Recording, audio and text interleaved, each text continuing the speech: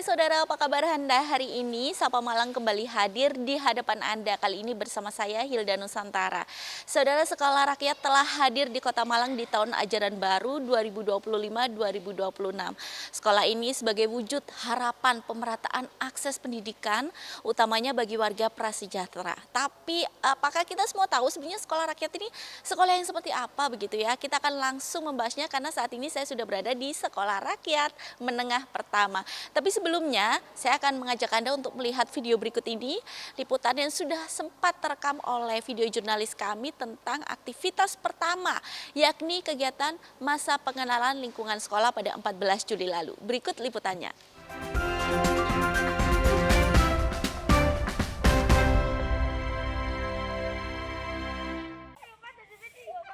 Di Sekolah Rakyat Menengah Pertama Kota Malang, tahun ajaran baru sudah dimulai sejak 14 Juli lalu. Hingga saat ini, siswa masih dalam proses pengenalan dan adaptasi dengan lingkungan sekolah, yang juga menjadi asrama bagi 100 siswa kelas 1 SMP. Beragam cerita datang dari para siswa, salah satunya adalah Kurnia Pangestu. Pertama kali masuk ke Sekolah Rakyat, dirinya merasa tidak betah. Perasaan tidak nyaman dan ingin pulang ke rumah dirasakan di hari-hari pertama. Setelah beberapa hari menjalani aktivitas di Sekolah Rakyat, Kurnia mulai bisa beradaptasi dengan lingkungan dan teman-teman barunya. Kini ia merasa nyaman dan betah berada di Sekolah Rakyat Jalan Telogowaru, Kota Malang ini. 2 minggu di sini nyaman, Bro. Nyaman, tapi kalau untuk awal-awal jelas tidak. Karena kan masih baru berawal, belum mengenal lingkungan sekitarnya. Tapi setelah 2 minggu di sini, setelah sudah mengenal seluruh lingkungan yang ada di sini, kita bisa lebih segini aja. Jadi kita bisa merelaksasikan diri untuk menyesuaikan diri supaya lebih nyaman lagi. Sementara itu, Rida Afrilia Santi, Kepala Sekolah Rakyat bilang momen siswa menangis dan ingin pulang mewarnai perjalanan awal sekolah.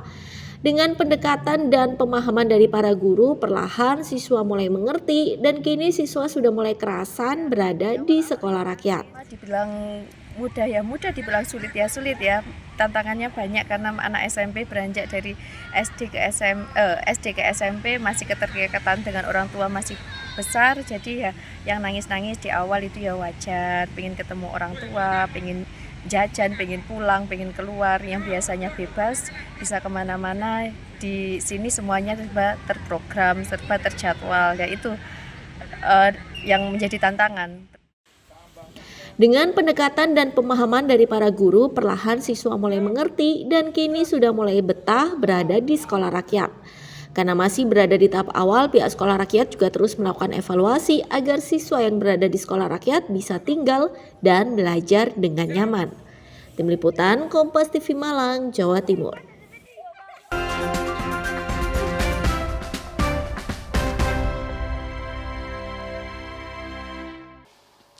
Nah, demikian saudara, tadi adalah kegiatan MPLS pada 14 Juli lalu yang sudah dilakukan di Sekolah Rakyat Menengah Pertama. Saat ini saya sudah berada di sekolah begitu ya, dengan Kepala Sekolah Menengah Rakyat Pertama ada Ibu Rida Afrilia Santi selaku Kepala Sekolah. Selamat pagi Ibu, apa kabar? Baik, Ibu, saya akan mengajak Anda membahas lebih dalam ini karena masyarakat mungkin banyak yang belum tahu Bu ya. Sebenarnya Sekolah Rakyat itu sekolah yang seperti apa sih Bu? Oke, Sekolah Rakyat adalah sekolah berasrama untuk pemerataan pendidikan bagi anak-anak dari kalangan rentan. Jadi Sekolah Rakyat merupakan penjabaran dari instruksi Presiden Bapak Prabowo untuk pemerataan pendidikan, untuk pengentasan kaum-kaum miskin ya, dari miskin dan miskin ekstrim, untuk terbantu pendidikannya. Jadi berbeda dengan sekolah reguler biasa yang dimana anak-anaknya bersekolah di jam-jam pelajaran, Sekolah Rakyat ini hadir sebagai apa ya, tidak hanya menghadirkan sekolah biasa tapi juga komunitas. Anak-anak nanti berasrama, tinggal di asrama sehingga mereka mendapatkan pendidikan dan pengasuhan secara menyeluruh. Oke, berarti kalau untuk mekanismenya sendiri Bu, kemarin siswa ini mendaftarnya seperti apa? Cara pemilihan siswanya, ada pendaftarannya kah atau sudah terpilih kah atau bagaimana Bu mekanismenya kemarin? Untuk perekrutmen siswa kami dibantu oleh Dinas Sosial setempat. Jadi Dinas Sosial yang memiliki data ya dari BPS bekerjasama dengan BPS memiliki data keluarga-keluarga yang berada di kalangan desil 1 dan 2, kalangan miskin dan miskin ekstrim. Kemudian mereka melakukan ground check ke lapangan benar-benar melihat kondisi nyata yang ada di lapangan, apakah memang sesuai dengan kriterianya, kemudian ditanyakan kesediaannya. Jadi kami memang tidak ada pemaksaan ya. Jadi antara anak dan orang tua jika mereka bersedia untuk melakukan pembelajaran pendidikan di sekolah berasrama, mereka akan diterima gitu. Bu, itu mekanisme jemput bola berarti Bu ya, dinas Lebih ke sosial arah langsung jemput riset, bola. langsung melakukan pengecekan. Mekanisme itu berjalan berapa lama Bu? Sampai akhirnya terpilihlah ada berapa siswa Bu yang sudah Ada 100 siswa 100 di siswa. SRMP 16. Berapa lama proses berjalan sampai akhirnya oke 100 siswa ini yang akan bersekolah di sini? Oh, tantangannya banyak ya.